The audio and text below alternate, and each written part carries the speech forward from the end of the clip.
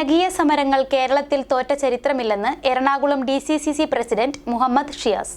Indian ഭരണഘടനയെ സാമൂഹ്യനീതിയിൽ ഉറപ്പിച്ചു നിർത്താൻ പരിശ്രമിച്ച വിപ്ലവകാരിയാണ് ഭരണഘടനാ ശില്പി ഡോക്ടർ BR അംബേദ്കർ എന്നും അദ്ദേഹത്തിന്റെ ആശയങ്ങൾ ഹിന്ദുത്വ വംശീയതയെ തള്ളിക്കളയുന്നതായിരുന്നു എന്നും വെൽഫെയർ പാർട്ടി സംസ്ഥാന സെക്രട്ടറി ജ്യോതിവാസ് പറവൂർ പറഞ്ഞു.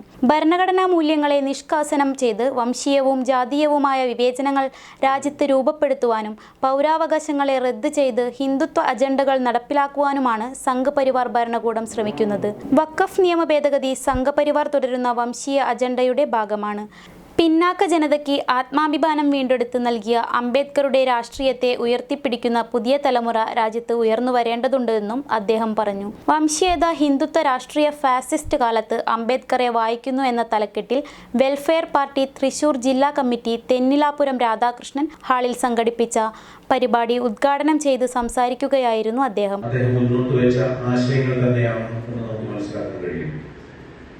ഒരു മതചിന്തകനായി ഏറ്റവും പ്രശസ്തനായ ഒരു മതചിന്തകനായി ഡോക്ടർ വായിക്കുമ്പോൾ നമുക്ക് മനസ്സിലാക്കാൻ കഴിയും.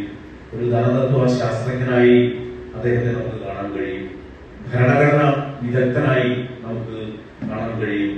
ഉന്നതനായ ഒരു രാഷ്ട്രീയ നേതൃത്വമായി ഡോക്ടർ BR അംബേദ്കറെ അദ്ദേഹം ചരിത്രത്തിൽ ഉടനീളം നടത്തിയിട്ടുള്ള അദ്ദേഹത്തിന്റെ പോരാട്ടങ്ങൾ പരിശോധിക്കുമ്പോൾ മനസ്സിലാവും.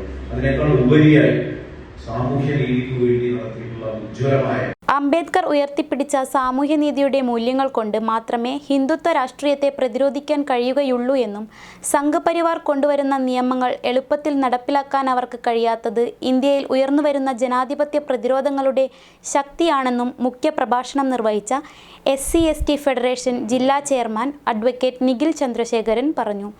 വെൽഫെയർ പാർട്ടി ജില്ലാ പ്രസിഡന്റ് അഡ്വക്കേറ്റ് KS നിസാർ അധ്യക്ഷത വഹിച്ചു. വിമൻ ജസ്റ്റിസ് മൂവ്മെന്റ് സംസ്ഥാന general secretary Chandrika Koyilandy, welfare party ജില്ലാ ജനറൽ സെക്രട്ടറി ഉമൈറ KS എന്നിവർ സംസാരിച്ചു.